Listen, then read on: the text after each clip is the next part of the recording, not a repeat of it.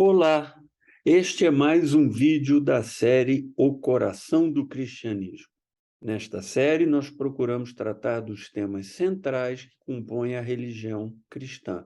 Aqueles temas que você precisa entender, que você precisa acreditar, que você precisa seguir, se for o caso, para poder ter uma vida cristã plena.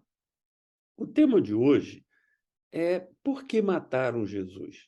Todos sabemos que Jesus foi morto numa cruz e a sua morte é que nos abre a porta para a salvação. É a sua crucificação, o seu sangue derramado que abre a porta para a nossa reconciliação com Deus. Mas talvez você nunca tenha se perguntado por que mataram Jesus? Porque um homem sem pecado, que não fez mal a ninguém, que só fez o bem, nos 30 e tantos anos que ele andou por essa terra, porque ele acabou morto de forma tão brutal? É claro que sabemos que Satanás estava por trás, porque ele queria destruir Jesus. Mas as razões que levaram à crucificação de Jesus são razões bem mundanas, não são razões espirituais. Foi, na verdade, a cobiça, o interesse econômico que motivou a crucificação de Jesus. Vamos ver isso de perto. Eu queria começar com um texto que está lá em Marcos 11, 15 a 18. E esse texto diz o seguinte: quando voltar a Jerusalém, Jesus entrou no templo e começou a expulsar os que compravam e vendiam animais para os sacrifícios. Eu preciso colocar isso numa referência de tempo. Jesus entrou em Jerusalém, aclamado pela multidão como o Messias, e a multidão cantando Hosana, Hosana, salva-nos, Senhor, no domingo, que a gente chama de domingo de Ramos, porque a multidão agitou ramos nas mãos, colocava as capas no chão para ele passar montado num burrico. Na segunda-feira, ele voltou ao templo. O templo aí é o templo de Jerusalém. Ele ficava em Betânia, que era a casa de Lázaro, Marta e Maria, que era os amigos, onde ele se sentia bem, como ele se sentia como se fosse o lar dele. Ele ficava em Betânica, que era 6 quilômetros, 5 quilômetros de Jerusalém, e depois ele, no dia seguinte, voltava a Jerusalém. Então, ele voltou e foi ao templo. E quando ele entrou no templo, ele encontrou no pátio do templo um monte de vendedores. Veja o que fala aqui. Então, quando voltaram a Jerusalém, Jesus e seus discípulos, Jesus entrou no templo e começou a expulsar os que compravam e vendiam animais para os sacrifícios. Derrubou as mesas dos cambistas e as cadeiras dos que vendiam. Impediu todos de usarem o templo como mercado e os ensinava, dizendo: as Escrituras declaram: meu templo será chamado casa de oração para todas as nações, mas vocês o transformaram num esconderijo de ladrões. Quando os principais sacerdotes e mestres da lei souberam o que Jesus tinha feito, começaram a tramar um modo de matá-lo. Não por acaso, 4 dias depois, Jesus estava condenado. Então, o que aconteceu nesse período? Domingo, Jesus entra em Jerusalém, aclamado por todo mundo.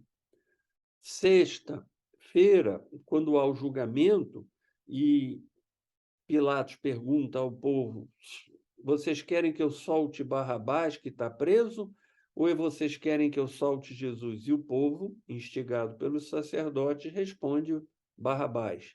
Como é que em 4 dias a sorte de Jesus pode ter mudado tanto, de ir da aceitação enorme a uma condenação, pelo menos por algumas pessoas instigadas pelos sacerdotes? O que aconteceu?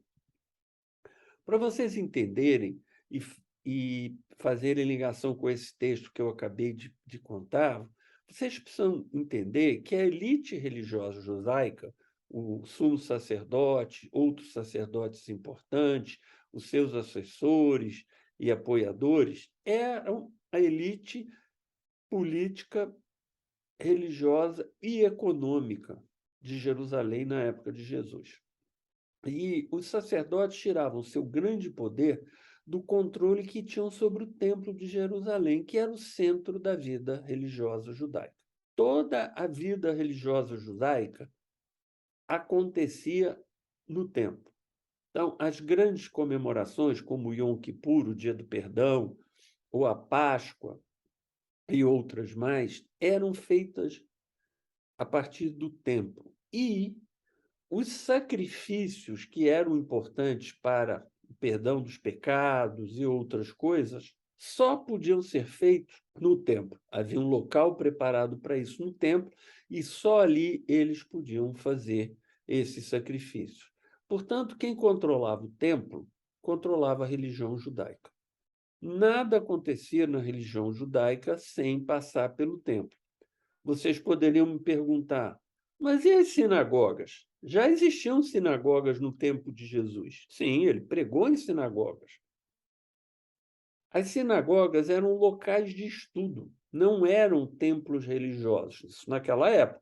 Porque como as pessoas não podiam ir a Jerusalém sempre, porque algumas moravam bem distante, a dias e dias de viagem de Jerusalém, elas tinham que ter um local para se reunir, para estudar a Bíblia hebraica, para cantar salmos, para se aconselhar, etc, etc. E isso acontecia nas sinagogas. As sinagogas nem tinham, normalmente, uma pessoa responsável por elas, não tinha um rabino fixo, não. Os próprios membros da sinagoga se revezavam fazendo isso, ou quando alguém chegava para visitar a cidade e era alguém reconhecido, tendo conhecimento nos assuntos religiosos, ele era imediatamente convidado para ir ensinar e dirigir os estudos na sinagoga. Isso aconteceu com Jesus, por exemplo, na sinagoga de onde ele foi criado em Nazaré. Então, o templo era o centro da religião e quem controlava o templo controlava a religião. E esse controle do templo gerava lucros enormes. E havia duas fontes de lucro principais. A primeira era todo judeu tinha que pagar uma taxa para o templo. Tinha lá determinado valor que era cobrado e todo judeu adulto tinha que pagar essa taxa para o templo, era uma taxa anual. E os sacerdotes, muito espertamente, estabeleceram que essa taxa tinha que ser paga numa moeda chamada de dracma da região de Tiro, que não era uma moeda corrente nas regiões de população judaica. Era uma moeda meio especial. É como igual você dizer que você está no Brasil, você tem que pagar em dólar determinada coisa, mas todo mundo tem real. Então, o que as pessoas faziam?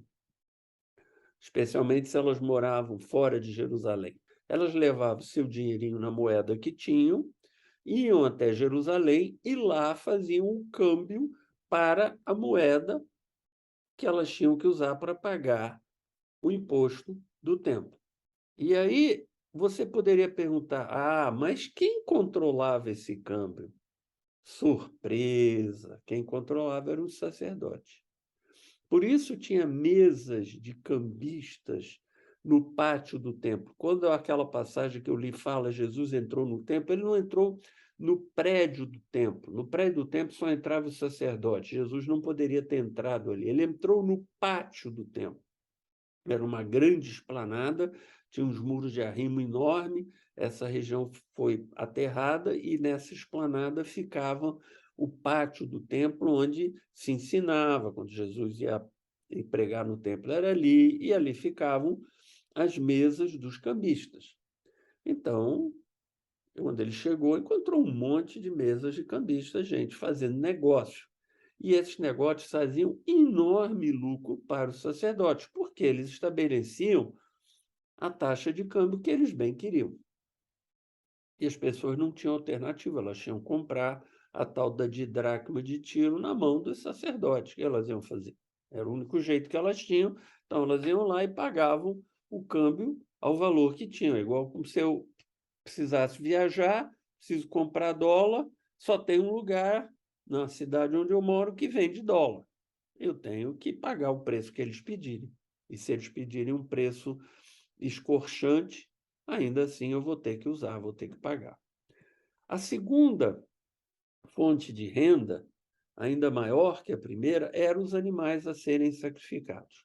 A Bíblia estabelece na lei mosaica que não era qualquer animal que podia ser sacrificado, eram animais de boa qualidade, eram animais adequados, aceitáveis. Eles não podiam ter defeitos, eles não podiam ter manchas, isso para evitar que as pessoas levassem para se sacrificar aquilo que não prestasse, os animais doentes. Esse é o objetivo da lei, fazer com que as pessoas, ao fazer um sacrifício de animais, estivessem realmente abrindo mão de algo que era precioso para elas, um animal jovem, um animal bom, um animal valoroso, um animal que tinha importância econômica. E quem é que definia se um animal era aceito ou não era aceito? Os próprios sacerdotes. Isso era o que a lei dizia. O que eles fizeram? Montaram uma máfia. Recusavam animais que não deveriam recusar. Então, a pessoa viajava de longe, ia até Jerusalém, levava o animal que ia usar no sacrifício. Quando chegava lá, apresentava o animal para sacrificar, o sacerdote dizia: não, esse animal não está de acordo com a lei, não pode ser usado no sacrifício. E a pessoa ficava chupando o dedo. Como ela resolveu o problema? Então, o que as pessoas passaram a fazer? Levavam dinheiro e compravam o animal em Jerusalém. E já comprava os animais na mão dos sacerdotes, porque ele já vendia os animais, teoricamente, com o selo de qualidade. O animal comprado ali, com certeza, ia ser aceito, porque já fazia parte do grande esquema. E quem lucrava muito dinheiro com isso? Os sacerdotes. Por isso, o texto falou que Jesus encontrou pessoas vendendo animais no pátio do templo. Eram esses animais, os animais para o sacrifício.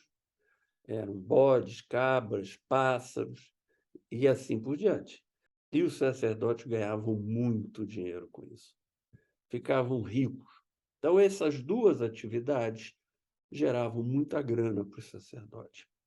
E aí, no domingo de Ramos, Jesus entrou em Jerusalém, saudado pelo povo judeu como Messias. Lá em Marcos 11, de 1 a 11, conta isso. E no dia seguinte, foi até o templo e chegou lá, se deparou com isso. Jesus nunca tinha visto isso, é claro que ele já tinha visto isso, porque ele já tinha ido ao templo muitas outras vezes.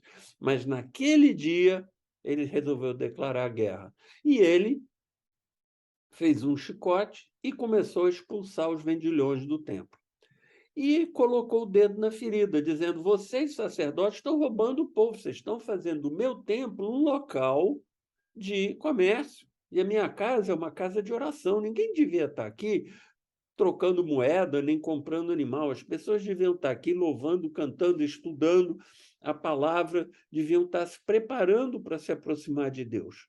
Vocês subverteram completamente o sentido do templo. E, ao fazer isso, ele declarou guerra aos principais sacerdotes, que eram, volto a dizer, a classe dominante, a classe que tinha poder, tinha relação com os romanos e tinha dinheiro. E aí o texto de Marcos que eu li, no final, diz que começaram a preparar um plano para matá-lo. Não por acaso, 4 dias depois, esse plano foi concretizado, porque eles tinham muito poder. E Jesus declarou guerra a eles. Ele falou alto tudo o que todos sabiam, mas não tinham coragem de falar. Ele foi e meteu o dedo no ferido. E ele sabia que, ao fazer isso, ele estava indo para a morte. Ele não tinha qualquer dúvida. Ele tinha perfeita convicção, e os textos da Bíblia deixam isso claro. Ele sabia que o ato dele o levaria à morte, como de fato isso aconteceu. Então, essa foi a razão pela qual mataram Jesus. Não foi uma razão espiritual, não foi pelas ideias de Jesus, não foi pela interpretação da lei que ele fazia, não foi pelo pedir para amar o próximo ou pedir para amar a Deus sobre todas as coisas, nada disso. Jesus foi morto por ganância, por interesse econômico. Foi isso que levou à sua morte. É claro que por trás de tudo estava Satanás, que queria se ver livre de Jesus. Mas a razão que Satanás explorou foi a razão econômica. Bom, se você gostou desse vídeo, dê o seu like, recomende para os seus amigos, para os seus familiares e ajude a divulgar o nosso trabalho, porque nós temos como objetivo somente falar do Evangelho de Jesus Cristo. E nos ajude a atingir mais pessoas. E que Deus abençoe a sua vida, que Ele ilumine o seu caminho e que Ele te dê a paz. Tchau, tchau.